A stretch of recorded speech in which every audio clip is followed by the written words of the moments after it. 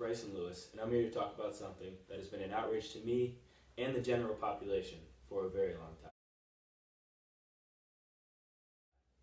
The Oscars. Minorities have been excluded from the Oscars systematically, and as of late it has picked up some steam in social media and the news.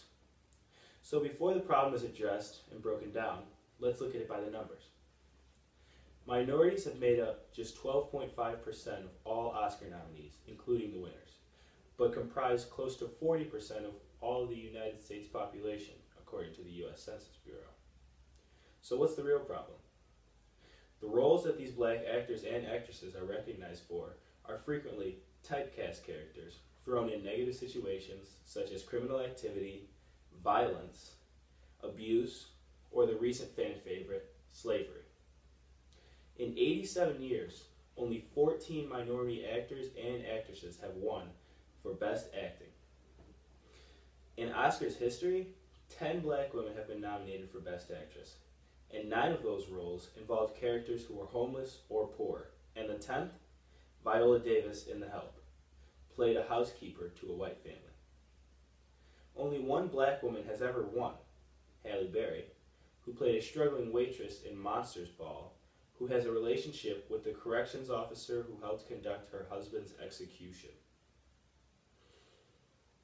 14 black men have been nominated in the Best Acting categories, and 8 have won, which is a much better percentage when you ignore the fact that the roles that they get are almost all previously famous black men, or, you guessed it, homeless or slaves.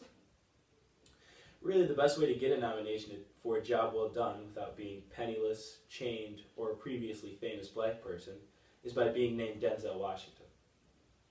There are far fewer outrageous statistics, or frankly, any statistics at all, about Latino or Asian actors and actresses, because one hasn't even been nominated for over 50 years. Jane the Virgin star Gina Rodriguez blames Latinos as a whole for not going out and monetarily supporting their people on the big screen. Well, someone needs to call her, because after about 30 seconds of digging, I found that, on the contrary, relative to the U.S. population as a whole, Latinos go to the movies more than any other racial or ethnic group. And Hispanics in the U.S. boast roughly $1.5 trillion in buying power. But though the Latino population grew more than 43% from 2000 to 2010, there's a narrower range of stories and roles and fewer Latino lead actors in the entertainment industry today than there were 70 years ago, according to a 2015 report from Columbia. The general public believes that the problem lies in the Academy itself, which is in charge of voting for and nominating performances that they believe were worthy of an award that year. The Academy is broken up into a president and then a board of 56 governors who are the leaders of their respective category, and then the members of the Academy themselves. The problem is that the current president of the Academy happens to be a black woman, Cheryl Boone Isaacs. And this tends to cause anyone digging for a reason to be upset at the Academy to stop and say, oh, well, I guess I was wrong. But in reality, Cheryl Isaacs is just the face of an already well-oiled machine, an over 90% white and over 75% male machine, with the people running it at an average age of 62 years old. This can be seen as a slight problem because, according to Nielsen Newswire, in 2012, 65-year-olds and older made up only 6% of the moviegoer audience. So if these old people aren't even going to see the movies, then why in the world are they allowed to decide which movies are the best? Well, Cheryl Isaacs, who was elected to answer to all of the heat, said that she was heartbroken and frustrated by the lack of diversity and that she would take steps to review its members. Well, I'm not really sure what steps she could take, because once you are in the Academy, you're actually in there for life, which means that even when you're 92, sitting around in your adult diapers, you can still decide whether or not you really liked how Leonardo DiCaprio performed in Wolf of Wall Street.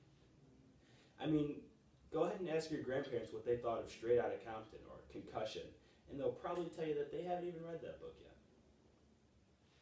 I feel that in the eyes of the Catholic Church, human dignity is being seriously neglected, because actors and actresses who are dedicating years to perfect themselves for an hour-and-a-half movie are being neglected year in and year out at the Oscars Awards.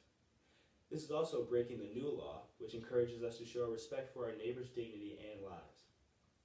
This makes this act sinful because it's a direct negligence of the new law of respect for human dignity. Though the magisterium has not weighed in on it, Jesus taught us to respect one another, no matter what, no matter the ethnicity or religion, and minorities aren't receiving their deserved respect regarding the Oscars. The vices of bias and corruption are present in the perpetuation of exclusion, and the necessary virtues to remedy these situations are acceptance and justice. Specifically, the best way to remedy the situation is to have a fundamental change in how the nominees are voted, or a change in who gets to vote